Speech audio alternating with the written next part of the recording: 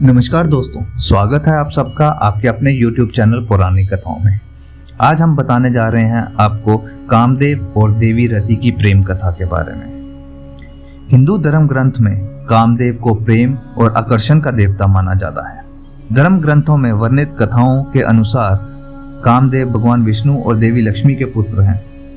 ऐसा माना जाता है कि कामदेव का विवाह देवी रति के साथ हुआ था, जो कामदेव की तरह ही प्रेम और आकर्षण की देवी मानी जाती है।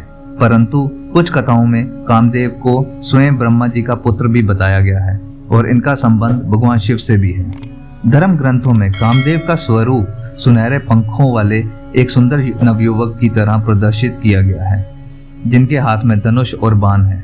इनकी सवारी तोते को बताया जाता है।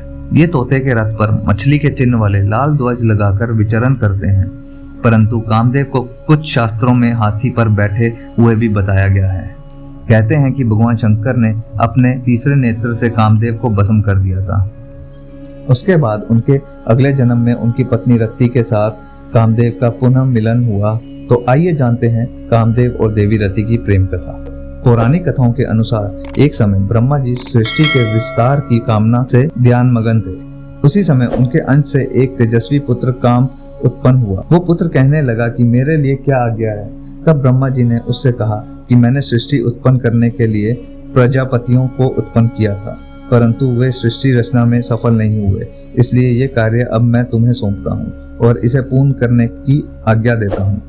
परंतु ब्रह्मा जी की बात सुने बिना ही कामदेव वहां से विदा होकर अदृश्य हो गए। ये देख ब्रह्मा जी को क्रोध आ गया और उन्होंने कामदेव को श्राप दे दिया कि तुमने मेरी आज्ञा का पालन नहीं किया है, इसलिए तुम्हारा जल्दी ही नाश हो जाएगा। ये सुनकर कामदेव भयभीत हो गए और हाथ जोड़कर ब्रह्मा जी के समक्ष क्षमा मांगने लगे।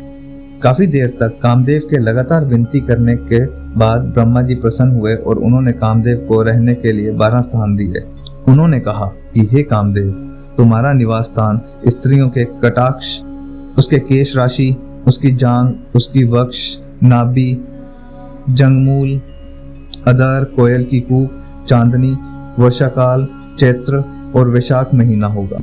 इसके बाद ब्रह्मा जी ने कामदेव को पुष्प का धनुष और मारन, स्तंभ, जरबन, शोषण तथा उमादन नाम से 5 बाण दिए। धनुष मिठास से भरे गन्ने का बना हुआ था, जिसे मधुमक्खियों के शहद की रस्सी लगी हुई। उनके धनुष का बाण अशोक के पेड़ के महकते फूलों के अलावा सफेद, नीला, चमेली और आम के पेड़ पर लगने वाले फूलों से बना हुआ था। ब्रह्मा जी से मिले वरदान के बाद कामदेव तीनों लोकों में भ्रमण करने लगे और भूत, पिशाच, गंधर्व, यक्ष सभी को अपने काम में वशीभूत कर लिया। इसी क्रम में वे भगवान शिव जी के पास कैलाश पहुंचे। भगवान शिव तब तपस्या में लीन थे। तभी कामदेव छोटे से जंतु का सूक्ष्म रूप धरकर कान के छिद्रा से भगवान शिव के शरीर में प्रवेश कर गए। इससे शिव जी का मन चंचल हो उठा।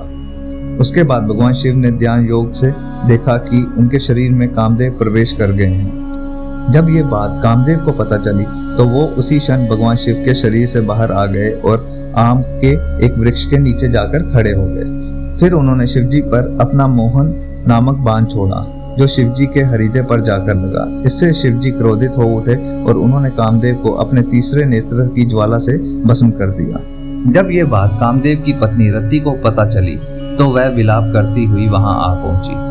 तभी आकाशवाणी हुई, जिसमें रति को विलाप न करने और भगवान शिव की आराधना करने को कहा गया। आकाशवाणी सुनकर रति ने श्रद्धा पूर्वक भगवान शंकर की प्रार्थना की। रति की प्रार्थना से प्रसन्न हो शिव जी ने कहा कि कामदेव ने मेरे मन को विचलित किया है, इसलिए मैंने उसे भस्म कर दिया। अब अगर ये अनंग रूप से महाकाल वन में जाकर शिवलिंग की आराधना करेंगे तो इनका उद्धार होगा। उसके पश्चात कामदेव भगवान शंकर के आदेश अनुसार महाकाल वन में चले गए और उन्होंने पूर्ण भक्ति से शिवलिंग स्थापना की और फिर घोर तपस्या करने लगे। कुछ समय बाद कामदेव की तपस्या से प्रसन्न होकर शिव जी ने कहा, तुम अनंग शरीर के बिना रहकर भी सारे कार्य करने में समर्थ रहोगे और द्वापर युग में कृष्ण अवतार के समय तुम रुक्मणी के गर्भ से जन्म लोगे और तुम्हारा नाम प्रद्युम्न होगा। शिव के कहे अनुसार द्वापर युग में भगवान श्री कृष्ण और रुक्मणी का प्रद्युम्न नाम का पुत्र हुआ, जो कि कामदेव का ही अवतार था।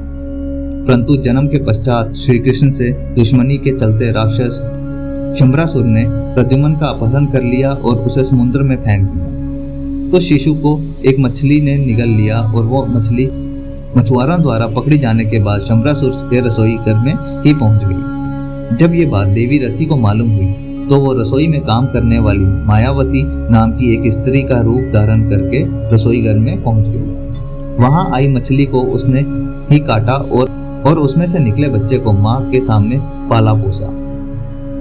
जब वो बच्चा युवा हुआ तो उसे पूर्व जन्म की सारी बातें याद दिलाई। इतना ही नहीं, सारी कलाएं भी सिखाई। तब प्रद्युम्न ने शंबरासुर का वध किया और फिर मायावती रूपी रति से विवाह करके उसके साथ द्वारका लौट आए। दोस्तों, आशा करता हूँ हमारा ये ज्ञान आपके समक्ष सही से प्रस्तुत हुआ होगा। अगर आप भी प्रभु से जुड़ी और लीलाओं के बारे में जानने का उत्सुक रखते हैं तो हमारे चैनल पुरानी कथाओं को जरूर सब्सक्राइब करें। जय शिव शंकर, जय भोले भंडारी।